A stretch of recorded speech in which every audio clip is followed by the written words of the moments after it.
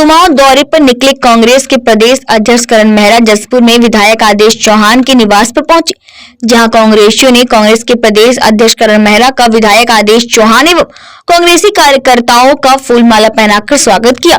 वहीं प्रदेश अध्यक्ष करण मेहरा ने मीडिया से रूबरू होते हुए बीजेपी सरकार पर जमकर हमला बोला। उन्होंने सरकार द्वारा प्रदेश में मजारे तोड़ने को लेकर कहा कि कोर्ट में चल रहे मामले के बीच सरकार प्रदेश में मजारे तोड़ने का काम कर रही है, जो कि गलत है। वहीं उन्होंने निकाय चुनाव में कांग्रेस की मजबूती के लिए कहा कि कांग्रेस ने प्रदेश में सर्वेक्षण के पर्यवेक्षक नियुक्त किए हैं तथा पार्टी प्रदेश भर में सर्वे भी करा रही है।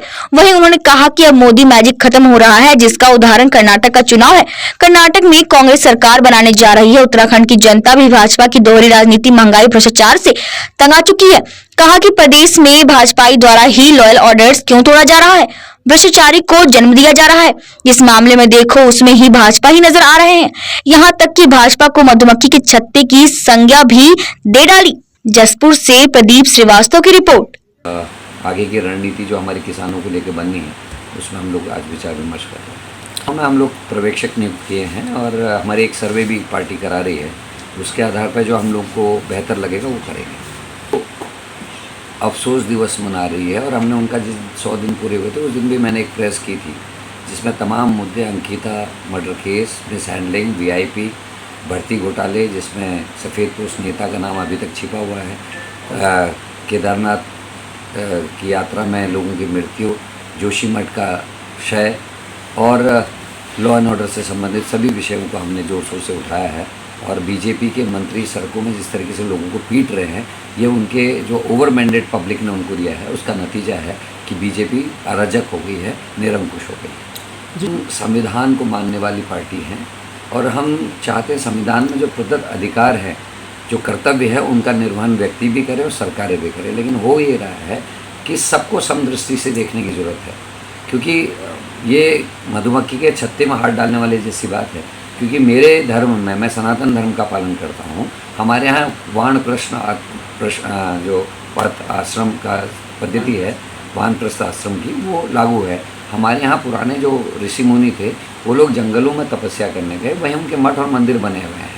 उनके अनुयायियों ने वहीं उनके मंदिर बना दिए हैं। तो ऐसे सैकड़ों की तादाद में हमारे मंदिर और पूजा स्थल हैं जो जंगलों में हैं। उसी तरीके से सूफियत हमारे यहाँ रही है, क्योंकि इसको इस्लाम से जोड़ के नहीं देखा जा सकता, क्योंकि मज़ारों में हिंदू भी जाते हैं, अन्य धर्म के लोग भी जाते हैं, क्योंकि ये सूफियत से जुड़ा हुआ है। जैसे हमारे यहाँ संत हैं, महात्मा हैं, वैसे सूफी लोग भी हैं जिनका किसी चीज़ से कोई मतलब नहीं होता, तो उनकी ये मज़ारें हैं। तो आपने देखा होगा कि जितनी जगह मज़ारें तोड़ी जा रही हैं, वहाँ हिंदू आस्था को मानने वाले, सनातन आस्था को मानने वाले लोग ज़्यादा विरोध करें।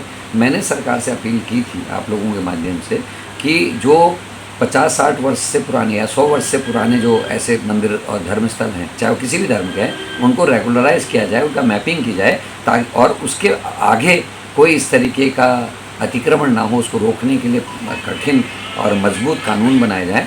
लेकिन जो बने बनाए आस्था के केंद्र उनको ना छेड़ा जाए, क्योंकि ये देश जो है जो हमारे धर्म है उनको मानने वाले, यहाँ जैन भी रहते हैं, बौद्ध भी रहते हैं, सिख भी रहते हैं, जो अपने 9 गुरुओं को मानते हैं, गुरु ग्रंथ साहिब को मानते हैं। उसी तरह मैं हूँ, मैं हनुमान जी को भी मानता हूँ, राम जी को भी मानता हूँ, कृष्ण को भी मानता हूँ, शिव को भी मानता हूँ, वेद और पुराणों को भी मानता हूँ। उसी तरीके से हमारे माइनॉरिटी के भाई हैं जो इबादत भी करते हैं, वो सूफियत को भी मानते हैं। सूफियत को तो सभी धर्म पैदा करना चाहते हैं, हिंदू मुसलमान का, और उनके पास कोई कहने के लिए कुछ नहीं। डेवलपमेंट उनने किया नहीं है, भ्रष्टाचार चरम पे है, लॉ एंड ऑर्डर खराब है, भर्ती घोटाले हो रहे, बच्चों को पीटा जा रहा है। तो वो ये चाहते हैं कि इस झगड़े में कुछ उनको वोटों का फ़ायदा हो जाए और पब्लिक ना समझे। लेकिन अब पब्लिक सब समझती है, सबको अपने घर में बैठे हुए बेरोजगार बच्चे दिखाई दे रहे हैं, बढ़ती हुई महंगाई दिखाई दे रही, और देश कमज़ोर होता हुआ सबको दिखाई दे रहा है। क्योंकि ये एक चीज़ आपसे ज़रूर इस बारे में कहना चाहूँगा, जो अपने मज़ारों वाली बात कही है, इसमें कई मंदिर भी तोड़े गए हैं।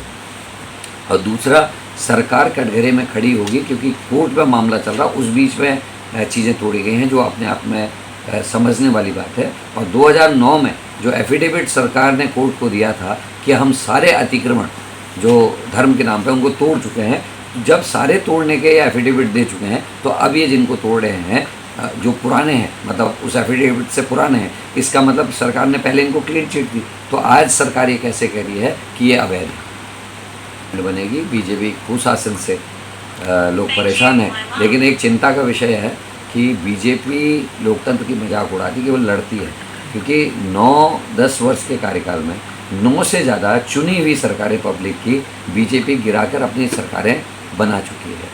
और ये चीज़ हमको और आपको समझनी होगी, क्योंकि हर चीज़ को कमज़ोर कर रहे हैं, हर संस्था को कमज़ोर कर रहे हैं। चुनी हुई सरकारों को पहले से गिराना बुरा माना जाता था। लोग कहते थे यार बनाया पब्लिक ने और इन्होंने गिरा दी, लेकिन आज हॉर्स ट्रेडिंग हो रही है। विधायकों की खरीद फरोख्त हो रही, तो इसलिए कोई भरोसा नहीं कि अगर कहीं बीजेपी 90 के आसपास आ गई तो ये खरीद भी सकते हैं विधायकों को।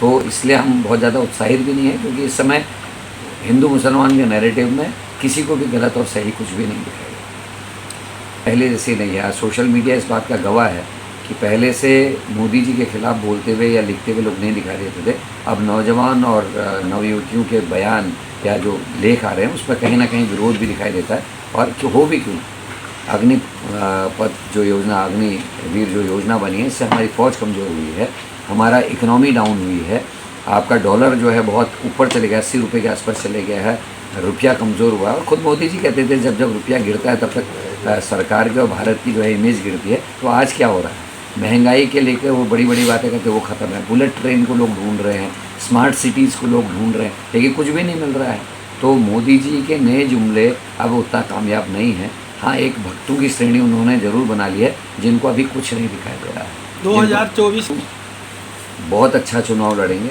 और इस बार हम 5 में से 5 सीटें जीतने की पूरी कोशिश कर रहे हैं, और उसके रिजल्ट अभी चुनाव के आसपास आपको दिखाई देने शुरू हो जाएंगे।